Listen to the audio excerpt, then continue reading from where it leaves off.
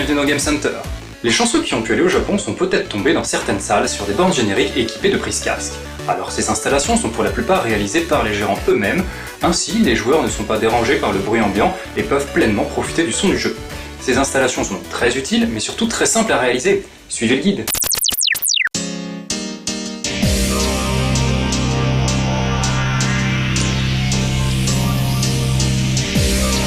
Pour bricoler une prise casque sur sa borne, il faut commencer par acheter quelques composants.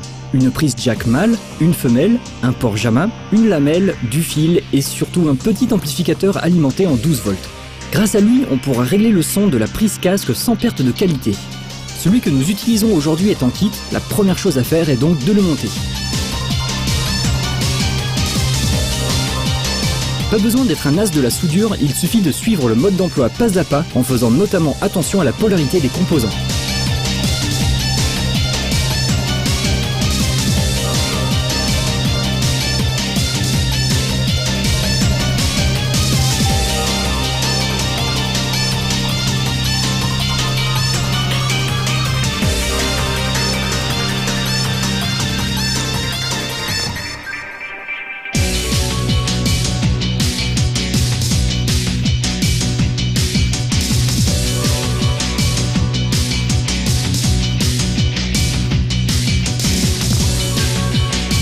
La seule chose que l'on ne soude pas directement sur la PCB est le potentiomètre.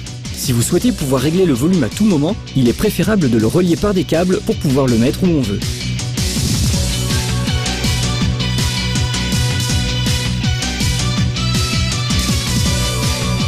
Il faut maintenant récupérer de quoi alimenter l'amplificateur ainsi que le son sur le JAMA qui, pour rappel, délivre un son mono. Pour faire les choses bien et éviter de sectionner les câbles de la borne, nous allons bricoler un petit adaptateur. Coupez la lamelle JAMA pour qu'elle s'encastre parfaitement dans le port femelle. Courbez les pins et soudez l'ensemble. Ne lésinez pas sur l'étain, il faut que ça tienne.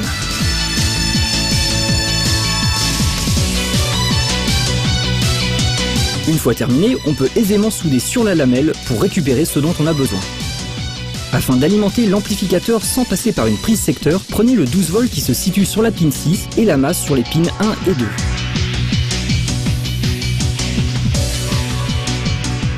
Pour le son, il faut se servir des pins 10 et L. Reliez ces deux câbles à l'intérieur de la prise jack mâle, puis branchez-la à l'entrée de l'amplificateur.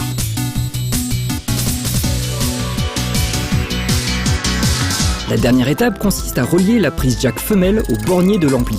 Mais pour le moment, un seul canal audio est desservi du fait du son mono. Il faut donc le dupliquer à la sortie pour profiter du son à gauche comme à droite. Pour cela, reliez le côté droite et le côté gauche de la prise casque à la même borne positive.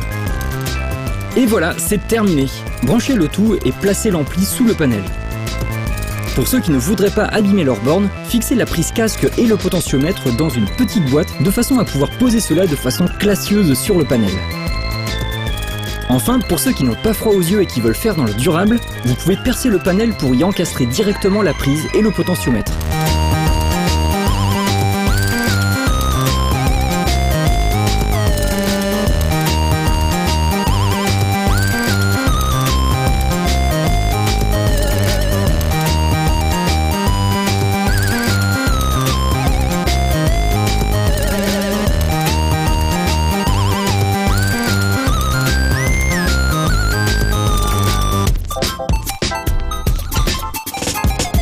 Il s'agit sans doute de la meilleure configuration possible, mais vu comment certains panels deviennent rares et chers, il n'est pas anormal de préférer la première solution.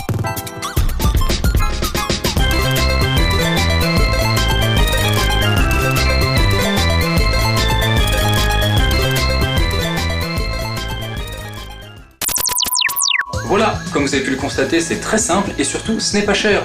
Comptez une vingtaine d'euros de matières premières, 1 ou 2 heures de soudure et le tour est joué.